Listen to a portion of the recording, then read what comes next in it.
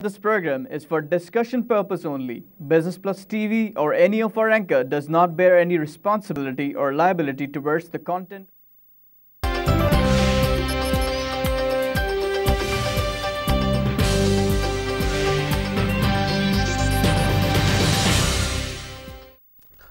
This is Business Plus broadcasting live from Karachi, Pakistan. You're watching PSX Hotline. I'm your host Tariq Khan Javed.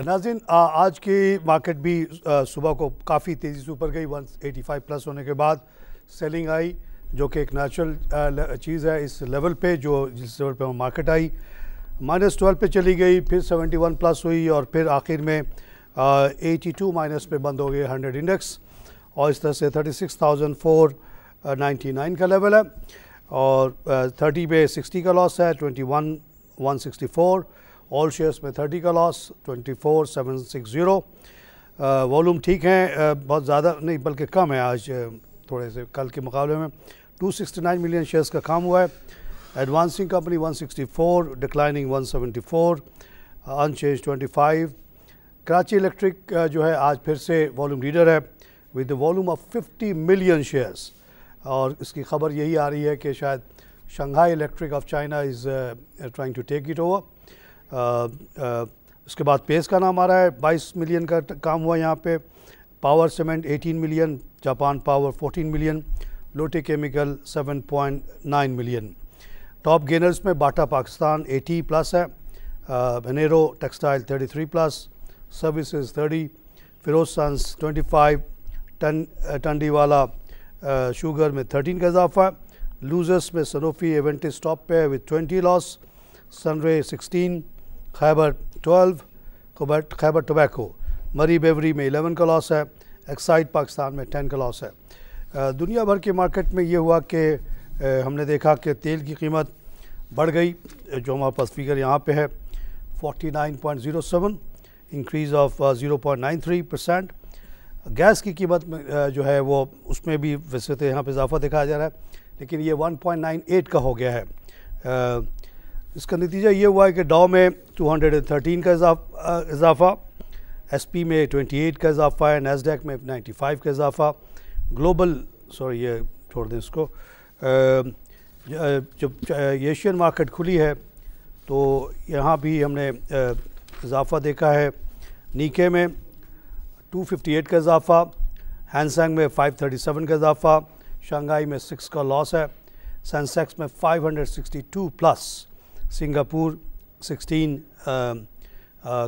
Plus है बॉम्बे में हमने पिछले दिनों 2-3 दिनों से नीचे जाते हुए देखी थी मार्केट को लेकिन आज उसने ज़बरदस्त अपटर्न किया और 25,867 का लेवल नाज़रीन आज जो ज़्यादा बातें हो रही हैं प्रेस में हर जगह वो ये हो रही है कि जो इमर्जिंग मार्केट में हमारे एंट्री के चांसेस हैं उसकी वजह से दुनिया भर के जो फंड मैनेजर्स हैं उनकी अब आंखें जो है पाकिस्तान की तरफ उनके अट्रैक्शन इधर आ गया है और अब लोग मुख्तलिफ एस्टिमेट कर रहे हैं कि अगर इंडीड 14 जून को हमें ये पता चल जाए कि इमर्जिंग मार्केट में हम क्वालिफाई कर गए तो कितनी रकम आ सकती है तो मुख्तलिफ लोग मुख्तलिफ एस्टिमेट्स दे रहे हैं जिसमें हमारे MD of Pakistan stock exchange का भी है तो लोग 250 से 500 मिलियन डॉलर की बात कर रहे हैं इसका मतलब ये हुआ कि अगर इतनी बड़े पैमाने पे पैसा आया और वो जाहिर है उन इंस्टीट्यूट्स में आएगा जो क्वालिफाई करेंगे तो एक बहुत बड़ी रकम आने वाली है इमर्जिंग मार्केट की जो टोटल साइज़ है वो $1 ट्रिलियन हैं और उसका अगर एक बहुत छोटा सा परसेंटेज भी आ जाए तो यहाँ पे आप देखेंगे कि तमाम शेयर्स में आग लग जाएंगी और इससे पहले कि ये हो आप लोगों से गुजारिश है कि जिसके पास भी जितने प्राइम शेयर्स हैं उसको बिल्कुल छुपा के रख दें सीडीसी में डाल दें और उसका किसी को जिक्र भी ना करें क्योंकि उनकी कीमतें बहुत बढ़ जाएंगी आपके रीच से आगे निकल जाएंगी अच्छा इसी का नतीजा ये है कि हम देख रहे हैं कि छोटे छोटे शेयर्स में भी काफ़ी एक्टिविटी काफ़ी ग्रोथ आ रही है क्योंकि जो लोग बड़े शेयर्स नहीं ले पाएंगे वो छोटों को लेंगे और एक जनरल ऑप्टिमिज़म टुवर्ड्स पाकिस्तान पैदा होता जा रहा है कि जो लोग पाकिस्तान के ख़िलाफ़ नेगेटिव बातें करते थे मुझे अच्छी तरह याद है वो बहुत तकलीफ़देह दौर मेरा पिछले रमज़ान का जबकि रोज़े से वैसे ही बुरा हाल होता था और उसके बाद हर आदमी जो पिंच कर रहा होता था मुझे कि आपने तो कहा था ये होगा देखिए मार्केट गिर गई दुनिया के 23 मार्केट तबाह हो गई तो पाकिस्तान कैसे बच सकता है अब तो ये मार्केट 5,000 पे चली जाएगी कोई 6,000 की बात करता था लोग शर्त लगाते थे और तो वो दौर भी हमने देखा। आजकल वो लोग चुप होकर बैठ गए हैं, कोई आप बड़ी बड़ी बातें नहीं करता और अब ऑप्टिमिज्म की बातें ज़्यादा होती हैं। मेरे जैसे या मीर अली ख़ान साहब जैसे लोगों की बात सही मानी जा रही है और जो लोग नेगेटिव पाकिस्तान के बात करते थे वो अब खामोश होते चले जा रहे हैं कि इंडीड पाकिस्तान का फ्यूचर बहुत अच्छा है। और अब आप देखेंगे ये 14 जून के बाद ज़बरदस्त मूवमेंट आएगी। इन इश्यूज़ पे बात करने के लिए हमने अब्दुल समद साहब को दावत दी है, जो कि इक्विटी सेल्स ग्रुप के हेड हैं शजर कैपिटल में। इनसे इस सिलसिले में पहले भी बात हुई है और इसीलिए इनको आज हमने दावत दी। आपका जो पिछला शो है यूट्यूब पे पड़ा हुआ है, प्लीज़ जाके देख लीजिएगा, उसको बहुत लोगों ने देखा है। तो पिछली दफ़ा भी आपने कहा था कि अगर हम फ्रंटियर से निकल के इमर्जिंग में जाएंगे तो हमारा वेटेज जो है अभी जो फ्रंटियर में उससे काफ़ी कम हो जाएगा। थोड़ा सा इसको एक्सप्लेन करें कि what is the advantage in going to emerging market. देखिए, इसमें ऐसा है कि अभी जो हम फ्रंटियर मार्केट में हैं उसमें हमारा वेटेज, तो जिस तरह हमने लास्ट टाइम भी बात की थी, वेटेज ज़्यादा है, लेकिन फ्रंटियर मार्केट का एक्चुअल साइज़ जो है वो ही कम है। तो उसके अंदर अगर जैसे वो आप समझे कि इमर्जिंग का जैसे $1 ट्रिलियन है, तो वो जो है उसका 10% भी नहीं है। आप समझे कि वो $100 बिलियन से भी कम होगा फ्रंटियर। अच्छा। और उसमें अभी कितना हमारा परसेंटेज है? उसमें हमारा तकरीबन 13-14% है। अच्छा। उसमें हमारा काफ़ी वेट है, लेकिन जो अब हम इमर्जिंग में जा रहे हैं तो इमर्जिंग में हमारा वेट अभी 0.19% है, लेकिन जब इन्वेस्टमेंट 0.19%, ठीक है, of this 1 trillion market, of 1 trillion market. लेकिन होता ये है कि जो भी मार्केट सस्ती होती है उसमें वो फॉरेनर्स जो है वो इन्वेस्ट ज़्यादा करते हैं ताकि वो आउट परफॉर्म कर पाएँ। तो जब आउट परफॉर्म करना उनके लिए बहुत ज़रूरी है, उनके लिए ज़रूरी होता है। तो लोग इस चीज़ को मिस कर रहे हैं कि हमारी मार्केट वैसे ही एक तो रीजनल भी सस्ती है, इंटरनेशनली सस्ती है। तो जब इसके अंदर फॉरेन फंड्स आएंगे तो वो डेफिनेटली जो है वो इसको 1.19% से ज़्यादा इन्वेस्ट करेंगे ताकि वो इस इंडेक्स को आउट परफॉर्म कर पाएँ। अच्छा, अगर ये इमेजिन करें कि आज हम क्वालिफाई कर गए और 500 नहीं तो 400 ही का इन्वेस्टमेंट अगर आ गया, क्या होगा? इंडेक्स कहाँ चला जाएगा, क्या होगा? देखिए, इसमें तो अभी पहले तो सबसे बड़ा पॉइंट ये है कि हम क्वालिफाई कर जाएं। जब हम क्वालिफाई कर जाएंगे तो नेचुरली ये जो 8-9 बड़े स्टॉक्स हैं जिनका नाम आ रहा है, जो मार्केट कैप वाइज क्वालिफाई कर रहे हैं, उनको अगर हम देखें तो उनमें आपको काफ़ी अच्छी एक्टिविटी, असल में इसके हमने एक राउंड तो आप अगर 15 दिन पहले देखें कि उस वक्त आपको नज़र आ गया था कि किस तरह चीज़ें 1,500 पॉइंट सीधा मार्केट चली और जो 8-9 आइटम से उन्हीं में आपने इंटरेस्ट देखा। तो जब ये एक्चुअल जो है ये मटेरियलाइज हो जाएगी खबर, तो आपको इंडेक्स जो है वो डेफिनेटली 38-40,000 के अराउंड नज़र आएगा। क्या? अच्छा, वैसे आपने पिछले शो में बताया था कि हम 14 तारीख को हमें खबर मिल जाएगी कंफर्म कि ये हो गए या नहीं हो गए, लेकिन एक्चुअली जो ट्रेडिंग हमारी शुरू होगी वो शायद 1 साल बाद होगी। 1 साल बाद होगी, जी, उसका जो एलोकेशन एक्चुअल होगा वो 1 साल बाद होगा। लेकिन उसका भी हमने यही डिस्कस किया था कि वो फंड मैनेजर्स जो है वो वेट नहीं करेंगे 1 साल बाद इंक्लूजन का। जब एक दफ़ा डिसाइड हो गया कि इंक्लूड होना है तो वो डेफिनेटली उस पर पहले ही एक्ट कर जाएंगे। नहीं तो ये 1 साल बाद क्या होगा? नहीं, 1 साल बाद हम एक्चुअली MSCI इंडेक्स के अंदर नजर आ जाएंगे। जी। अच्छा, मगर उनको जब पता है कि ये 11-12 शेयर्स आने वाले हैं, जी, नजर आने वाले हैं, तो वो अभी से वो पोजीशन लेना अभी से वो आहिस्ता आहिस्ता पोजीशन लेना शुरू कर देंगे। और बाद में तो जब आप ये समझे कि उस वक्त जब हम ऐड हो चुके होंगे तो वो अपनी पोजीशंस ले चुके होंगे। उस वक्त तक वो 0.19% या जो भी परसेंटेज है उसमें वो 0.19 ही ले सकते हैं, वो इससे ज़्यादा नहीं ले सकते? बिल्कुल, इससे ज़्यादा भी ले सकते हैं। ये तो देखें, ट्रैकर फंड्स होते हैं बहुत सारे जो कि इंडेक्स को ट्रैक करते हैं। तो MSCI के इमर्जिंग मार्केट जो ट्रैकर फंड है वो एग्जैक्टली 0.19% जाके छोड़ देगा। अच्छा। लेकिन जो जिनको आउट परफॉर्म करना है, जिनको और परफॉर्मेंस करनी है, जिनको हो सकता है कुछ ऐसे हों जो पाकिस्तान पे नेगेटिव हो लेकिन वो इमर्जिंग मार्केट में काम करते हो, तो वो शायद थोड़ा कम लेंगे।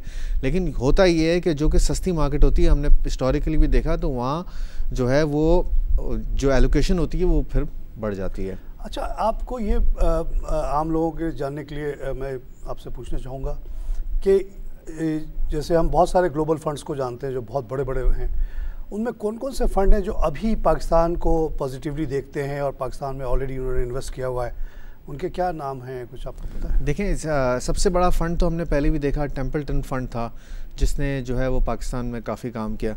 बाकी दूसरा जो पियर्सन, मॉर्गन स्टैनली, लजार्ड एक फ़ंड है। लजार्ड है, जी बिल्कुल, इस तरह के काफ़ी फ़ंड्स हैं। और बाकी तो फिर ब्रोकर्स जो हैं बाहर से, जैसे मॉर्गन स्टैनली है, वो पाकिस्तान के लिए काफ़ी पिच करता है चीज़ें। मेरिल लिंच है, तो फिर बाकी तो है वो ब्रोकर्स, फिर ब्रोकर्स के थ्रू जो है वो फंड्स आते हैं और वो काम करते हैं।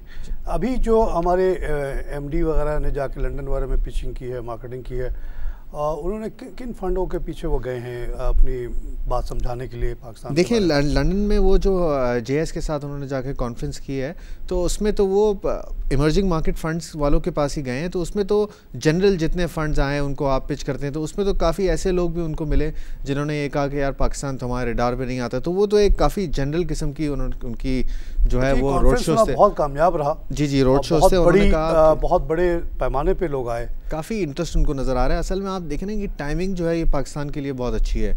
ऑयल जो है वो अभी भी नीचे है, तो पाकिस्तान ऑयल इंपोर्टिंग कंट्री है। पाकिस्तान का इंटरेस्ट रेट एनवायरनमेंट देखें आप, इस वक्त तकरीबन हिस्टोरिक लो पे आ गया है। तो ये चीज़ें तो इस वक्त पाकिस्तान के लिए अच्छी है। तो डेफिनेटली गोरा जो है वो इस वक्त काफ़ी पॉजिटिव है हमारे।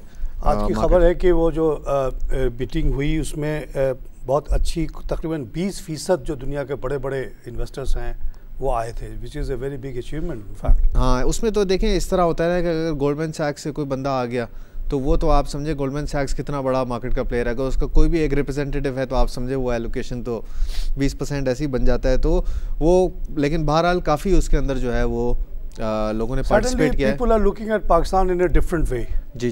वो जो पहले था कि पाकिस्तान टेररिज्म ये वो, अब वो सब खत्म हो गया। वो देखें ना आप, टेररिज्म भी थोड़ा सा लोगों को इरेडिकेट होता हुआ नज़र आ रहा है। फिर सीपैक के ऊपर लोग काफ़ी पॉजिटिव हैं, चाइना का काफ़ी सपोर्ट है। तो मेरा ख्याल है अभी आप ये देखें जो आपने पहले बात की शंघाई इलेक्ट्रिक वाली, तो अगर ये आ जाता है तो आप देखें कितनी बड़ी डेवलपमेंट होगी। मैं तो ये देख रहा हूँ कि अपने एज ए कंज्यूमर के शंघाई ऑलरेडी थर में 2 प्लांट बड़े बड़े 660 के लगा रहा है आउट ऑफ थर गैस, थर कोल। उस कंपनी के लिए क्या मुश्किल है कि 600 या 700 या 1000 मेगावाट का प्लांट कराची के लिए पोर्ट कासिम पे या कहीं और लगा दे, और ये जो अभी शॉर्टफॉल है वो ख़त्म हो जाएगा। आपको जब इतनी बड़ी कंपनी आके इन्वेस्ट करेगी तो मेरा ख्याल है कि उसको तो 2-3 साल का टाइम लगेगा, 3-4 साल का। वो तो आपका सब मैं उस ज़माने में गल्फ़ में था, बैंकर था ABN इसको हांगकॉन्ग शंघाई बैंक में। जब ये कराची इलेक्ट्रिक के लिए एक जुमा या क्या नाम की कंपनी आई, जुमा ग्रुप, जी मैं कौन सी कंपनी सऊदी ग्रुप थी जिसको मैं नहीं जानता था, I didn't know this company. मैंने कहा हु इज़ दिस गाय, जो पाकिस्तान में जाके बहुत बड़ा इन्वेस्टर और बहुत बड़ा ग्रुप अपने आप को शामिल कर। Every big group was my customer, I to know all those people personally. तो कोई बिल्कुल ही एक जाली सा आदमी आ गया था और आके उसने बस शो मारने के लिए टेक ओवर कर लिया। उसने इन्वेस्टमेंट भी नहीं की। फिर उसने अबराज को बेच दिया। वो अबराज का भी कोई ऐसा फोकस नहीं था। Abraj is not electric company, is investment company, private equity. उनको क्या पता कि इलेक्ट्रिक कैसे चलती है, क्या होता है। तो उन्होंने प्रॉपर्ली इसको चलाया नहीं। लोगों ने कहा प्राइवेटाइजेशन फेल हो गई। क्योंकि आपको अच्छा एक बात भी ये भी है कि जैसे मैं सऊदीया में था, I used to know all the big guys, मगर nobody was interested in Pakistan. उसकी एक वजह ये हुई थी कि उससे पहले यही हमारे जो प्राइम मिनिस्टर साहब हैं आजकल बड़ी तकरीरें करते हैं, तख्तियाँ लगाते फिरते हैं जगह। Nawaz Sharif was the guy who delayed the Hub project for 3 years। आपको याद होगा, ख़राब छोटे थे। हब पावर जब लगा तो बेनज़ीर के दौर में लगा। जी। जब ये आए कहने लगे या तो किक बैक है, उसने ये ले लिया, उसने ये ले लिया। भाई वो आपका मामला है। State of Pakistan made a commitment of the a particular rate, state of Pakistan, not Benazir और जरदारी। अब आपने उसको 3 साल तक डिले किया। जी बांग्लादेश में तो ये रेट है, यहाँ तो ये रेट है, ये तो उसमें जो इन्वॉल्व थी सबसे बहुत बड़ी ग्रुप थी, हमारा कस्टमर था। उसको जो ये बैड हुआ एक्सपीरियंस बिटवीन 98 and 2001 ये डिले हुआ। हमने लोन दिया हुआ था उस ग्रुप को जिसने यहाँ पे इन्वेस्टमेंट की थी। तो उसके बाद से Saudis way not interested, even the gulf countries way not interested. इसीलिए एक अननोन सा ग्रुप आया और उसने कराची इलेक्ट्रिक को लिया और इसका ये हशर हुआ कि आज तक 2016 में भी हम ये लोड शेडिंग देख रहे हैं, लोग रोड पे आ रहे हैं। तो इंशाल्लाह शंघाई आए तो इससे बेहतरी आएगी बहुत। लेकिन ये मेरा तो ख्याल है कि अबराज ने, अगर आप 2008 से पहले की परफॉर्मेंस देखें कराची इलेक्ट्रिक की, उससे तो बहुत बेहतर परफॉर्मेंस है। पहले से बेहतर है। लेकिन लोग शायद ये चाहते हैं कि वो बिल्कुल ही इरेडिकेट हो जाए लोड शेडिंग। और असल में तो वो सारी बात तो वो तो ये कहते हैं कि अगर हमें रिकवरी जहाँ से पूरी मिले तो हम तो वहाँ बिल्कुल लाइट देने के लिए तैयार है। हम जहाँ वैसे लोग, आपको पता होगा जहाँ क्लिफ्टन डिफेंस में और आगे जहाँ रिकवरी अच्छी है साइट में, जहाँ रहता हूँ सोसाइटी में भी नहीं जाती लाइट। तो लेकिन बात ये कि बहुत बड़े कराची के इलाके अभी भी हैं, बल्दिया और टाउन, बहुत सारे मसावा, वहाँ पूरी की पूरी चोरी होती है। बिल्कुल, उनके ऑफिशियल्स भी मिले होते हैं डायरेक्ट 1100 के। अभी अगर उनके ऑफिशियल्स मिले हुए होते हैं तो फिर ये बात तो सही नहीं है। सुई गैस में भी हो रहा है। सुई गैस में जो अनअकाउंटेड फॉर गैस है, क्या है बेसिकली इलीगल कनेक्शंस हैं, जो उसका कंपनी पे रेवेन्यू नहीं आता लेकिन ऑफिशियल्स को पैसा मिलता है। मैं आपको पूरी पूरी कॉलोनी दिखा सकता हूँ जो ऐसी कराची इलेक्ट्रिक या सुई गैस के खाते में है ही नहीं, कोई उसका जिक्र नहीं है, लेकिन वहाँ पे सुई भी मिल रही है, गैस भी है, वहाँ पे इलेक्ट्रिक भी है।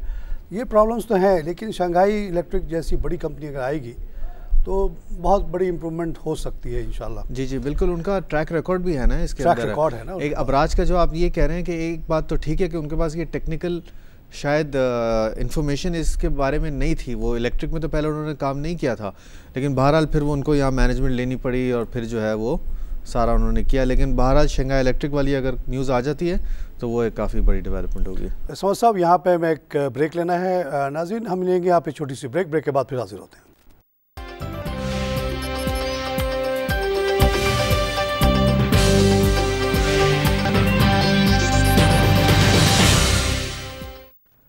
Welcome back. हम बात कर रहे हैं कि मार्केट पे क्या इम्पैक्ट होगा जब ये 400-500 बिलियन की अगर मिलियन डॉलर्स की इन्वेस्टमेंट आ जाती है पाकिस्तान में after qualifying for emerging market. समझ साहब का ख्याल है कि अगर ऐसा हुआ तो हम 38-40 की मार्केट देख लेंगे बहुत जल्द। 14 जून को ये डिसीजन आएगा और इनका ये कहना है कि 1 ट्रिलियन की एलोकेशन है, जो अब जिस मार्केट अभी हम लोग हैं शायद उसकी 100 बिलियन है, हालांकि उसमें हमारा परसेंटेज बढ़ा है, लेकिन ये 1 ट्रिलियन में ये बता रहे हैं कि सिर्फ 0.2 कह लें टू बी राउंडिंग फिगर, वो इतनी बड़ी रकम होगी कि बहुत यहाँ पे इन्वेस्टमेंट आ जाएगी और लोग इसका इंतज़ार नहीं करेंगे कि अगले साल वो ऑफिशियली वो दिखना शुरू हो जाए। एज सुन एज ये डिसीजन हो जाएगा, ऑलरेडी आपने एक वेव ऑफ इन्वेस्टमेंट देख ही लिया जिसकी वजह से मार्केट 1,500-2 हज़ार बढ़ गई और जैसी 14 तारीख को ये फाइनल ख़बर होगी उसके बाद से बड़ी ज़बरदस्त इन्वेस्टमेंट आने वाली है। इस सिलसिले में मैं तमाम इन्वेस्टर्स को एडवाइस करता हूँ कि जितने प्राइम शेयर्स आप लोगों के पास हैं उनको बिल्कुल ना बेचिएगा, उनको आप छुपा के रख दें क्योंकि उनकी कीमतें बहुत बढ़ने वाली हैं और आप इतनी महंगी हो जाएंगी कि फिर आप बाद में ख़रीद नहीं पाएंगे।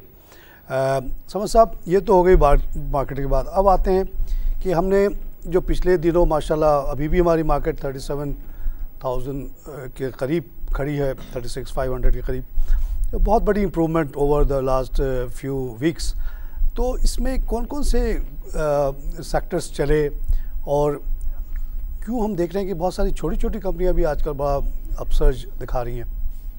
देखें, इसमें सबसे पहले तो जब मार्केट 34,000 से चली तो सब बैंक्स और ऑयल ने ज़्यादा परफॉर्म किया और उसके बाद जब ये मार्केट यहाँ के रुक गई, जब मार्केट 2-2,500 पॉइंट बढ़ गई तो फिर थोड़ा सा इंडेक्स, क्योंकि ऑब्वियसली हीट अप हो जाता है सारी चीज़ें, तो थोड़ा सा लोग टेक्निकल्स वाले भी कहते हैं कि मार्केट थोड़ी बढ़ गई है, तो यहाँ आके थोड़ा सा मार्केट स्टॉप हुई है। और हमने फिर उसके बाद देखा कि थर्ड ईयर हिस्टोरिकली भी अगर आप देखें, जब फर्स्ट ईयर स्टॉक्स चलते हैं तो उसके बाद सेकंड ईयर फिर थर्ड ईयर में बारी आती है, तो फिर हमने जो है वो एक्टिविटी सेकंड ईयर और थर्ड ईयर में देखी और वही आजकल भी आप देखें तो वॉल्यूम लीडर्स में सारे छोटे स्टॉक्स ही आ रहे हैं। तो आप अगर आप वो उठा के देखें तो कराची हार्डली कोई बड़ी कंपनी है, इसमें बड़ी कंपनी है। फिर होता वही है, इसी तरह होता है कि जब बड़े स्टॉक्स बैंक लोगों के हाथ से निकल जाते हैं तो फिर वो सारी एक्टिविटी जो है वो सेकंड थर्ड ईयर स्टॉक्स में आ जाती है।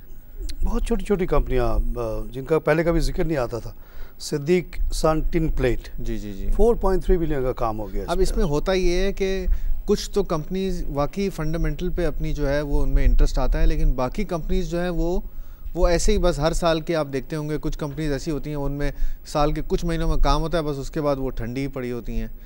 एक शेयर आज आया है बहुत ज़माने के बाद नज़र लाइमलाइट में, है बन्नू उलन। जी जी जी ये गवर्नमेंट ऑफ PIDC का एक प्रोजेक्ट है, 63.6 का है, इसका मतलब है one of the good companies. जी जी जी ये तो फिर भी इतना बुरा शेयर नहीं है, लेकिन अब आप ये देखें जापान कोहिनूर इंडस्ट्री, हाँ जापान पावर और इस तरह कोहिनूर पावर एक स्टॉक है, तो ये अब ये बिल्कुल ही आप देखेंगे साल में कुछ महीने ही इनमें जो है ना वो होता है काम। बाकी ये निमर रेजिन आजकल बड़े लाइमलाइट में 2.2 मिलियन। अच्छा, अब ये केमिकल में ये बात कर रहे हैं कि बजट में शायद इनको कोई रिलीफ मिलने की बात हो रही है, ये इस तरह हो रहा है कि शायद इंडिया में अभी हुआ है बजट में, उन्होंने क्या किया है कि जो भी प्रोडक्शन बेस्ड यूनिट्स हैं जैसे कि केमिकल है, तो अब बाहर से केमिकल अगर सस्ता आ जाता है तो उस पर वो शायद एंटी डंपिंग लगाने की बात करें ताकि यहाँ की जो कंपनीज है उनको सपोर्ट किया जाए और ताकि आपके यहाँ रोज़गार बढ़े और सारी चीज़ें हों। मेरी एक क्योंकि मैं गल्फ़ में बहुत साल रहा हूँ, 25 साल, और वहाँ मैंने इतने बड़े बड़े प्लांट्स को लगते हुए देखा, जुबैल में, इधर सऊदी अरेबिया में। तो मेरी एक इम्प्रेशन है कि उन बड़े बड़े प्लांट के सामने एंग्रो पॉलीमर टाइप की कंपनी या लोटे टाइप की कंपनी या रीजन टाइप की कंपनी को खड़ा होना बड़ा मुश्किल है। अगर आप उनको किसी तरह टैक्स वैक्स लगा के रोकने की कोशिश करें तो शायद स्मगलिंग भी हो जाए, क्योंकि गैप इतना ज़्यादा हो जाएगा कि वो बहुत सस्ती हैं। और पेट्रोकेमिकल इंडीड इज़ द फोटे ऑफ द गल्फ पीपल ना, वो तेल बनाते हैं, जाहिर है उनको एडवांटेजेस हैं, पैसे उनके पास बेइंतहा।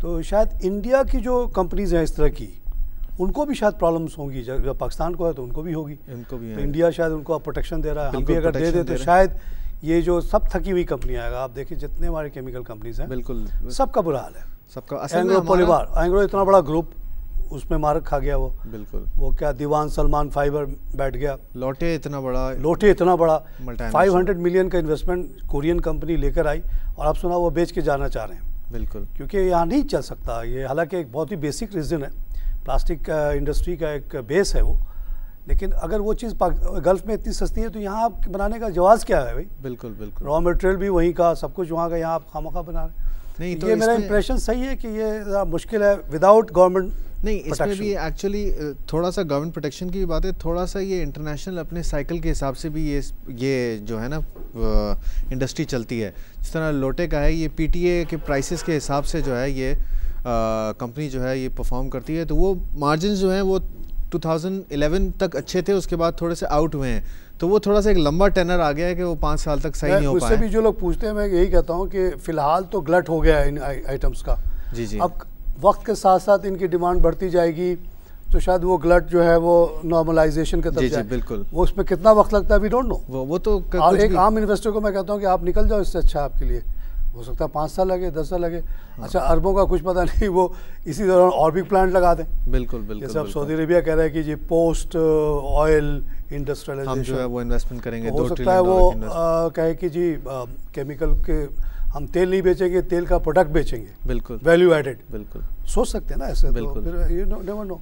तो ये मेरा ख्याल है कि ये बजट के ऊपर जो है ये मार्केट काफ़ी जो है वो रिएक्ट करी। अभी आपने सुना होगा कि कल से ये डिविडेंड वाली फिर खबर आना शुरू हो गई है कि डिविडेंड पे टैक्स जो है वो बढ़ा दिया जाए। और अब ये अच्छी तो नहीं है मार्केट के लिए डेफिनेटली कि वही चीज़ है डिविडेंड जिसके ऊपर आप बार बार और टैक्स बढ़ा रहे हैं। कैपिटल गेन की फिर बढ़ाने की बात आ गई, तो बात ये है कि वो इस चीज़ों से थोड़ी सी मार्केट जो है वो हर्ट होती है। हुकूमत को हम क्या कहें कि जो ऑलरेडी टैक्सेस लगे हुए हैं, उनके जो असिस्टेंट जाली किस्म के लोग बैठे हुए हैं, वो देखते हैं कि ऑलरेडी इस पे इतना लगा हुआ, उसको बढ़ा दो। असल में भाई क्या अभी जो इस पे मुझे गुस्सा इस पे आया है बहुत ज़्यादा, कि उन्होंने कहा कि वो हम 20% कर देंगे तो 35 बिलियन और आ जाएंगे। They are not looking at के इसके प्रिंसिपल क्या है। Are you trying to encourage capital market, are you trying to discourage capital market? वो सब कोई कंसिडरेशन नहीं है, सिर्फ नज़र जो है वो 35 बिलियन पे है। वो चाहे वो मर्डर करके आ जाए, वो नंबर्स अपने पूरे करते हैं, वो देखते हैं कि यार कहाँ से आ सकता है, बस है ना ये दार, तो नंबर पूरे करते हैं, नंबर्स पूरे करते हैं, और उसमें जो है ना फिर उसको कोई इससे मतलब नहीं है कि इससे इन्वेस्टमेंट डिस्करेज हो जाएगी। और ये डबल टैक्सेशन है, ऑलरेडी 31% प्लस 4% सुपर टैक्स ये बड़ी कंपनियां दे रही हैं। उसके बाद आपको डिविडेंड, अब वो जो उसके बाद जो कमाया उसको भी नहीं छोड़ रहे, और 20% इज़ अ वेरी लार्ज सम। नहीं, ये इसको ज़रा गवर्नमेंट को देखना चाहिए, और मेरा ख्याल है कि ये चीज़ें जो है ये कैपिटल मार्केट को हर्ट करेंगी। अब हो क्या रहा है कि वो इंटरेस्ट रेट एनवायरनमेंट को उन्होंने इतना लो किया है, उस वजह से इंटरेस्ट है कैपिटल मार्केट में, और उसका एडवांटेज ले रही है, उसका एडवांटेज जो है। इसी तरह ये जो अभी लगा हुआ है so called tax on bonus issues, भाई bonus issue is internal issue. अब मेरी कंपनी है, अब मैं उसके शेयर्स को बढ़ाना चाहता हूँ, तो उसमें गवर्नमेंट का क्या ताल्लुक है भाई? उसमें सम टोटल तो वही रहेगा, वैल्यू तो वही रहेगी।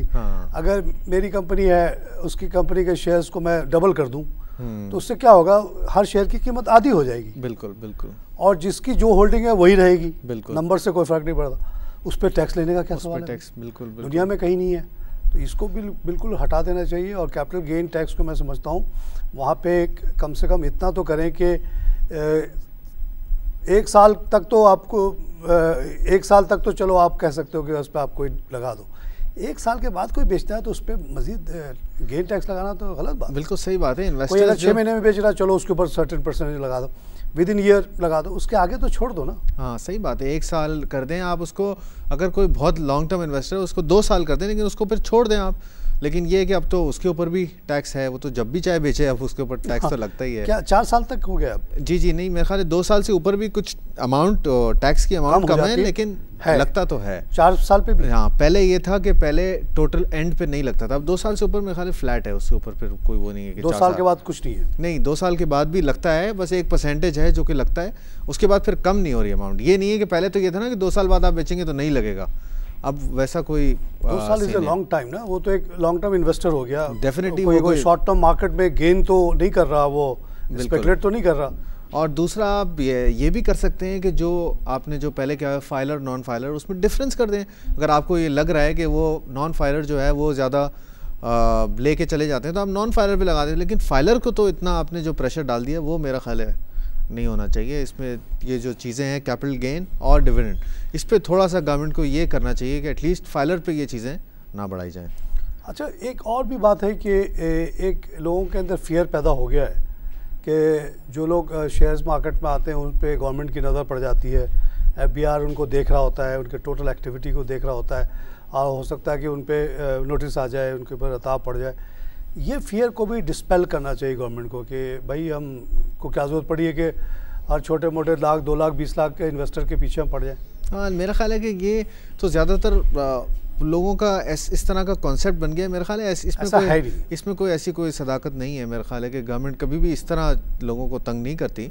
लेकिन बात यह है कि अगर वाकई कोई ऐसा गवर्नमेंट को लगता है कि तो 15,000 कमा रहा है बंदा और कोई 50 लाख की इन्वेस्टमेंट कर रहा है तो उस पर तो वो डेफिनेटली कुछ ना कुछ वो बनता है। लेकिन वैसे मेरा ख्याल है कि इसमें कोई ऐसी कोई बात नहीं है, इस तरह नेचुरली चलता है। हम लोग इतनी कोशिश कर रहे हैं, आप लोग भी कर रहे हैं, हम लोग भी कर रहे हैं। हमारे चैनल हम बहुत बड़ी एफर्ट हमने शुरू की हुई है, 2004 से हमने अपना किबला नहीं बदला कि किसी तरह कैपिटल मार्केट बढ़ जाए, किसी तरह लोगों के अंदर अवेयरनेस आ जाए, किसी तरह वो मिसकंसेप्शंस जो पैदा हो गए थे शुरू से कि ये जुआ है और ये गलत काम है, ये गैर इस्लामी है, यहाँ तक बोल देते लोग, उन सबको ख़त्म करने के लिए हम बड़ी कोशिशें कर रहे हैं। लेकिन गवर्नमेंट की ये सारी एक्टिविटी जो है ये डिस्करेज कर रही है मार्केट को। बिल्कुल बिल्कुल। अगर कोई फार साइटेड हुकूमत हो, इकोनॉमिस्ट टाइप के लोग हों, तो वो कहेंगे कि भाई ये 30-35 बिलियन से क्या होता है, आप सब माफ़ करो, let people come in big numbers into the market. इनको गवर्नमेंट लेवल पे इनकरेज किया जाए, PTV वगैरह जैसे इदारे जो हैं वो इनकरेज करें कि आप लोग आएँ, ये मईशत ऊपर जा रही है, सारी कंपनीज अच्छा कर रही हैं, इनमें आप अपना हिस्सा लो। ये उसी तरह की बात हो जाएगी ना कि अगर गवर्नमेंट पाए ही बड़ा कर दे, भले उसमें फिर टैक्स जो है वो 15-20 की बात कर रही है वो 5 कर दे, हाँ। लेकिन पाए अगर बड़ा हो जाएगा तो अमाउंट ऑटोमेटिकली बढ़ जाएगी। लेकिन बढ़ाने की कोशिश करें, लेकिन वो है वही बात ना, वो जहाँ नंबर्स पूरे करने वाली बात आती है तो वो फौरन देखते हैं कि वो छोटे दिमाग के लोग हैं। जी बिल्कुल। जब ये कल मुझे कोई कह रहा था कि डिविडेंड पेइंग पे जो टैक्स लग रहा है इस वजह से डिविडेंड पेइंग स्टॉक्स जो है वो नीचे थोड़े से ट्रेड हो रहे हैं। मैंने कहा आप मुझे एक बात बताएं कि आपके पास अगर एक शेयर है जिसके ऊपर ये लग रहा है, फॉर एग्जांपल जो भी शेयर है जिस पे 12.5 से 15 हो रहा है, आप वो शेयर इस 2.5% की वजह से बेच देंगे? नहीं बेच सकते ना, आपके पास तो अल्टरनेटिव नहीं है, आपने तो उसमें रहना है। तो बात ये है कि वो मेरा ख्याल है कि दूसरे वाला जो तरीका है वो ज़्यादा सही है कि आप इनकरेज करें और उसके थ्रू जो फिर इन्वेस्टर बेस बढ़े, फिर आपको टैक्स ज़्यादा मिले, वो ज़्यादा बेहतर तरीका है बनिस्बत इसके। क्या आपके पास एग्जांपल्स मौजूद हैं? बांग्लादेश हमसे अलग हुआ, आज वहाँ कहते हैं 35 लाख शेयर होल्डर्स हैं, इन्वेस्टर्स। ईरान में बहुत बड़ी नंबर्स हैं ऐसी 30-35 लाख की, हमसे कहीं कम पॉपुलेशन है। यहाँ है ही नहीं, कहते हैं एक्टिव ट्रेडर्स जो 2-3 लाख 4 लाख। तो यहाँ तो बड़ा एक मैसिव नेशनल लेवल की एफर्ट करने की ज़रूरत है कि आम लोगों को इसमें लाएं, मिसकंसेप्शंस ख़त्म करें। हमें गवर्नमेंट की तरफ से कोई बड़ा एफर्ट तो नज़र नहीं आता। गवर्नमेंट की तरफ से तो ज़्यादातर तो वो नेगेटिव ही है। जब जरदारी साहब का दौर था उस ज़माने में भी वो मार्केट रुकी रही, वही खौफ हिरास होता रहा, वो गई। तो ये हुकूमत आई थी, इसको तो चाहिए था कि बहुत ही ईजी कर देता ताकि ये बढ़ जाती, लेकिन नहीं हो रहा है। दार साहब को बैठा दिया, अकाउंटेंट आदमी बैठ के वो अकाउंट को बैलेंस किए जा रहे हैं। बिल्कुल, ही डजंट केयर कि व्हाट। बल्कि अब तो मैंने सुना है कि ब्रोकर से ये भी कहा गया है कि वो जो है वो पूछें कि ये जो भी इन्वेस्टर आ रहा है कि उसकी इनकम कहाँ से आई है। लो, तो अब वो वही जो बात मैं से पहले कह रहा था ना। जी जी जी जी एग्जैक्टली। अब BR भी पूछ सकता है। अब आप ये मुझे बताएं कि ये ब्रोकर को कैसे पता चलेगा? ब्रोकर आए कोई चेक लेके हमारे पास बंदा, तो हम उससे पहले पूछें भाई आप क्या कमाते हैं, आप कहाँ से कमाते हैं, उसको इन्वेस्टिगेशन करें। तो वो मेरे ख्याल है वो ये तो ब्रोकर का काम तो नहीं है। तो इस वजह से काफ़ी लोग, मैं दार साहब को कुछ भी नहीं कहूँगा, उनकी अपनी लिमिटेशन है। मैं प्राइम मिनिस्टर को एड्रेस करता हूँ कि भाई prime minister is a wise person, he should look into this things and he should over rule this type of things. इसी प्राइम मिनिस्टर को मैं आप बताऊं, हमने उसी ज़माने में फैक्ट्री लगाई थी, इसलिए इनकी हम बड़ी इज्जत करते हैं। 92 की बात है, आप बहुत छोटे होंगे उस वक्त। ये आते इन्होंने पहला ऐलान किया कि now nobody will bother any industrialist. हमारी छोटी सी यूनिट बर्तन बना रहे थे हम नाज़ाबाद में। उसका नतीजा जनाब ये हुआ कि एकदम से हमने देखा कि जो हमारे पास बहुत सारे लोग आके हमें तंग करते थे ना, वो एकदम कम हो गए, गायब हो गए। अच्छा, उसके बाद एक और उन्होंने काम किया। What a brilliant idea. हमारे मेलामाइन के बर्तन के अलावा भी और बहुत सारी इंडस्ट्रीज़ को उन्होंने कहा कि आप लोग खुद बताओ कि आप कैसे टैक्स दोगे। और हमारी जो एसोसिएशन थी उसने शायद प्रपोजल उनको दिया कि आप ये बताइए कि पहले बताइए कि हमसे आप मेलामाइन इंडस्ट्री से आप कितना टैक्स ले रहे हो। ठीक है। तो उन्होंने कोई अमाउंट बताया तो उन्होंने कहा ये तो कुछ भी नहीं है, हम इससे डबल नहीं ट्रिपल देने के लिए तैयार हैं। और उसका तरीक़ाकार ये होगा कि पर मशीन हमसे आप फिक्स कर लें। सही है। वी विल डिक्लेयर कि मेरे पास 5 मशीन है, मैं आप 1 लाख रुपए आपको देता हूँ साल का। तो वो कहीं ज़्यादा अमाउंट था compare to what was finally getting into government's kitty. हालांकि लोगों से तो बहुत ज़्यादा ले रहे थे, तो वो एक्सेप्ट हो गया।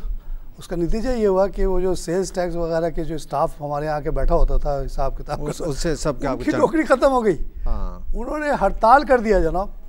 उनके जो ऑफिस था वहाँ पे बैनर लग गए कि हमारे अब बच्चों की फ़ीस कहाँ से आएगी जब इन्होंने ये कर दिया फिक्स रेट।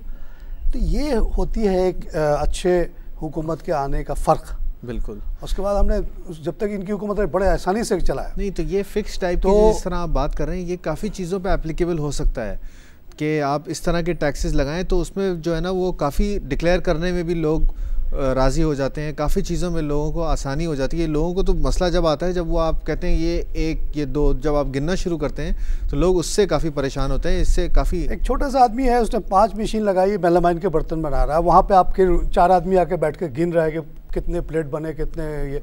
अरे भाई इट्स नॉट पॉसिबल। हाँ एग्जैक्टली। 5 मशीनें मेरी छुप तो नहीं सकती हैं। आपके फ़ोटो खींच लो भाई कि 5 मशीन है, उसका 1 लाख रुपये बनता है। बिल्कुल। तो दे रहा है, मैंने वो रसीद लगा दी, अब मैं बच गया। No government should bother me. There are lot of ways to do this, मगर this prime minister has become बादशाह बन गए हैं। वो अब अकबर की शक्ल बन गई उनकी, तो अब वो इन चीज़ों से उनको मतलब ही नहीं है, उनका कारोबार भी बंद हो गया। तो ये बड़ा फ़र्क है। अब देखिए कोई अच्छा लीडर आएगा तो करेगा। अब आप बताइए कि वक्त थोड़ा सा रह गया है कि आप क्या एडवाइस करेंगे लोगों। कुछ लोग बड़े वरीड हैं कि इस लेवल पे मार्केट आ गई, उन्होंने हाई लेवल पे ख़रीदा है, कहीं वो लॉस वॉस में न चले जाएँ। देखिए मेरा ये ख्याल है कि अभी जो मार्केट जो अभी आप पिछले 4 दिन से 5 दिन से थोड़ी सी रुकी हुई है, उसका एक रीज़न तो ये आप एक तो रोल ओवर वीक है, महीना ख़त्म होता है तो फ्यूचर्स का रोल ओवर होता है, उसमें हिस्टोरिकली आप देखें तो मार्केट थोड़ी सी आके रुक जाती है। रोल ओवर चल रहा होता है, थोड़े से लोग फ्यूचर्स में पोजीशंस होती हैं, वो एक तो क्लियर हो जाने थे। नेक्स्ट वीक ऑटोमेटिकली वॉल्यूम्स थोड़े से कम होंगे क्योंकि बजट वीक है, बजट की बातें आ रही होंगी। जिस तरह अभी आपने बताया कि मिनरल वाटर पे टैक्स लगा रहे हैं या और किस चीज़ों पे लगा रहे हैं, हाँ, तो वो उससे ये होगा कि इन खबरों से डेफिनेटली चीज़ें थोड़ी सी वॉल्यूम्स अफेक्ट होंगे, स्लो होंगे। लेकिन let's wait till the budget. लेकिन जैसे ये बजट वाला वीक नेक्स्ट वीक ख़त्म होगा और मंडे आएगा जो कि तकरीबन 6 तारीख बनेगी, वहाँ से मेरे ख्याल है आपको सिर्फ MSCI के ट्रिगर्स नज़र आएंगे और MSCI की बातें होंगी और फिर ये 8-9 स्टॉक्स जो हैं ये परफॉर्म करना शुरू करेंगे और फिर उसके बाद मार्केट उसके बाद 14 को पीक हो जाएगा। फिर 14 को 14 से लेके आगे तक काफ़ी दिन होगा ये कि 14 के बाद जब ये न्यूज़ आ जाए हो सकता है थोड़ी सी मार्केट नीचे आए, लेकिन फिर नेचुरली वो जब फॉरेन इन्वेस्टमेंट आएगी तो वो चीज़ें फंड वगैरह जब एक्टिव हो जाएंगे बिल्कुल तो बहुत ज़्यादा फ़र्क पड़ जाएगा। समझ साहब बहुत कुछ सीखने को मिला, बहुत शुक्रिया आपके आने का। समझ साहब पहले भी आए थे, इनका पिछला शो यूट्यूब पे पड़ा हुआ है, जिसको देखना है देख लें। उस दिन भी ये सारा बता के गए थे। नाउ आज जो हमें बहुत अच्छी खबरें मिली जो प्रेस अभी कॉन्फ्रेंस हुआ लंदन में, वहाँ बहुत वेल अटेंडेड कॉन्फ्रेंस था और वहाँ बहुत बड़े बड़े लोग आए। 20% ऑफ द मेजर लोग आ गए थे वहाँ पे, बहुत बड़ी कामयाबी है। अब सडनली हम देखते हैं कि पाकिस्तान पे फोकस है और ये अगर 14 तारीख को ये काम हो गया तो उसके बाद से तो ऐसा लगता है कि 200-300 मिलियन तो आना ही आना है। उससे बहुत ज़बरदस्त मार्केट में इजाफा हो सकता है। 38,000 की बात समद ने कह दी है, तो इंशाल्लाह ये होगा और इंशाल्लाह हम क्वालिफाई भी करेंगे। और अभी जैसा कि इन्होंने कहा कि जब तक ये बजट का सिलसिला है थोड़ी सी मार्केट स्लो रहेगी। After the budget things will start moving और 14 जून तक जाके बड़ी हाई लेवल्स पे मार्केट आ सकती है। इसी के साथ प्रोग्राम ख़त्म करूँगा। खुदा हाफ़िज़।